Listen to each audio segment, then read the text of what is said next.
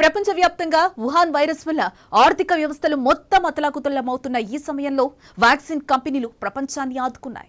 ప్రతి ఒక్కరికి వ్యాక్సిన్ అందించడమే కాకుండా దాదాపు 1 బిలియన్ ఉద్యోగాలను అందించాయి. ఆర్థిక వ్యవస్థలకు కావలసిన బూస్ట్లను అందించిన కంపెనీలు తమ క్లినికల్ ప్రయోగాల కోసం ఎంచుకున్న వ్యక్తులు, డాక్టర్లు, వైద్యశాలల సిబ్బంది దీనికి అదనమని కొన్ని నివేదికలు స్పష్టం చేశాయి.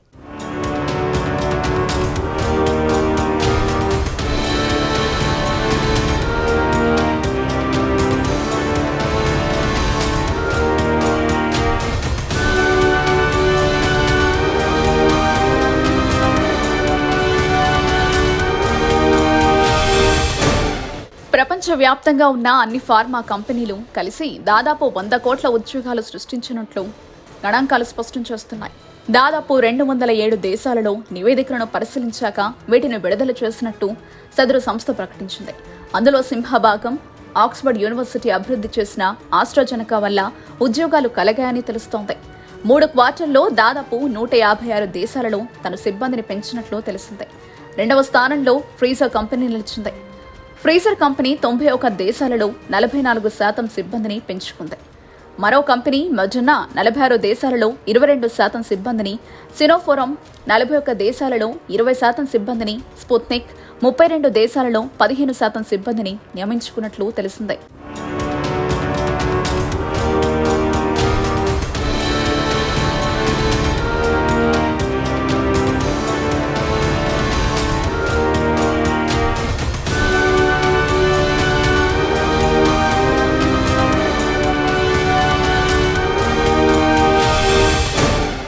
కంపెనీలు డైరెక్ట్గా కాకుండా పరోక్షంగా కూడా కోట్ల సంఖ్యలో ఉద్యోగాలు కల్పించాయి. వ్యాక్సిన్ సమయంలో వాటికి అవసరమైన మెడికల్ సిబ్బందికి కోట్ల సంఖ్యలో డిమాండ్ ఏర్పడింది. లైసెన్స్డ్ మెడికల్ నర్సులు, medical assistants, lab technicians, pharmaceuticals, truck drivers వంటి ఉద్యోగాలను కల్పించింది. వాటి సంఖ్య దాదాపు 20 కోట్ల వరకు ఉంటుందని లెక్కలు తెలియజేస్తున్నాయి. ఇవన్నీ దాదాపు ఫుల్ టైం జాబ్స్ కావడం గమనార్హం. మరో 2-3 ఏళ్ల వరకు ఇవి ఉంటాయని తెలుస్తోంది.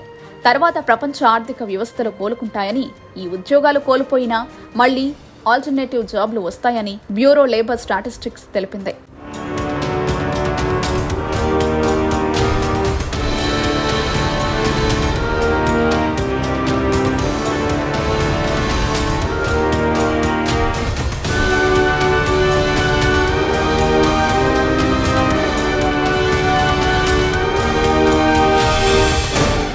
చైనా వైరస్ సమయంలో ప్రపంచవ్యాప్తంగా ఉన్న ప్రజలలో పనిచేసే వారిలో దాదాపు 77% మంది తమ ఉద్యోగాలను కోల్పోయారు.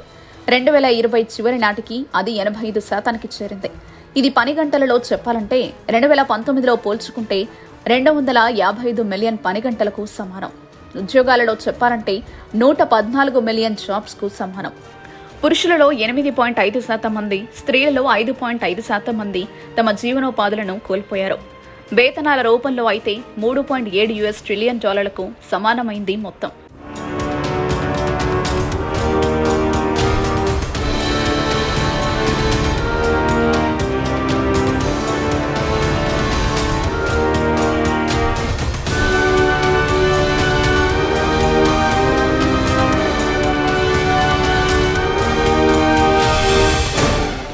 ఇప్పటి వరకు ప్రపంచవ్యాప్తంగా 207 దేశాల వ్యాక్సిన్ లెక్కలు పరిశీలించగా 129,29,30,000 మందికి అందినట్లు తేలింది. అందులో సింహభాగం అమెరికా, బ్రిటన్, ఫ్రాన్స్, చైనా, భారత్తో జరుగుతున్నట్లు నివేదికలు తెలియజేస్తున్నాయి. అమెరికా 22 కోట్ల మందికి, చైనా 21 కోట్ల మందికి, భారత్ 13 కోట్ల మందికి టీకాలు అందించింది. తక్కువ దేశాల జనాభా పరంగా చూస్తే ఇజ్రాయెల్ 61% మందికి వ్యాక్సిన్ అందించింది. యూకే 49%తో 2వ స్థానంలో నిలిచింది. తర్వాత వరుసగా చిలీ 41%, బహ్రెయిన్ 38%, ఉరుగ్వే 32% వ్యాక్సిన్ ప్రోగ్రాంలో ముందు వరుసలో ఉన్నాయి. ప్రపంచంలో 16% జనాభా ఉన్న దేశాలు 47% వ్యాక్సినేషన్ సాధించాయి.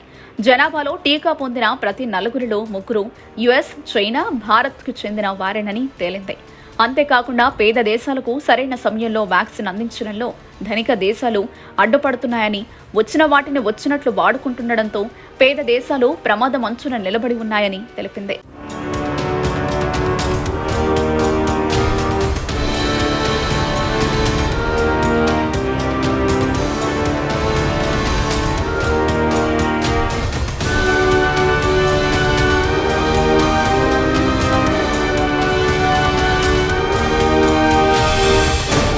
ఒకవైపు వ్యాక్సిన్ ప్రోగ్రాం ఊపందుకున్న నిన్న ఒక్కరోజే ప్రపంచవ్యాప్తంగా 9 లక్షల కొత్త కేసులు నమోదయ్యాయి. ఒక్క భారత్లోనే 3 లక్షలకు పైగా కొత్త కేసులు వచ్చాయి. తర్వాత అమెరికా నిలిచింది. అక్కడ 70,000 కొత్త కేసులు నమోదయ్యాయి. తర్వాత బ్రెజిల్, యూకే ఉన్నాయి. అయితే గతంతో పోల్చుకుంటే ఇప్పుడు పేద దేశాలు హాట్స్పాట్గా నిలిచే అవకాశం ఉన్నట్లు తెలుస్తోంది.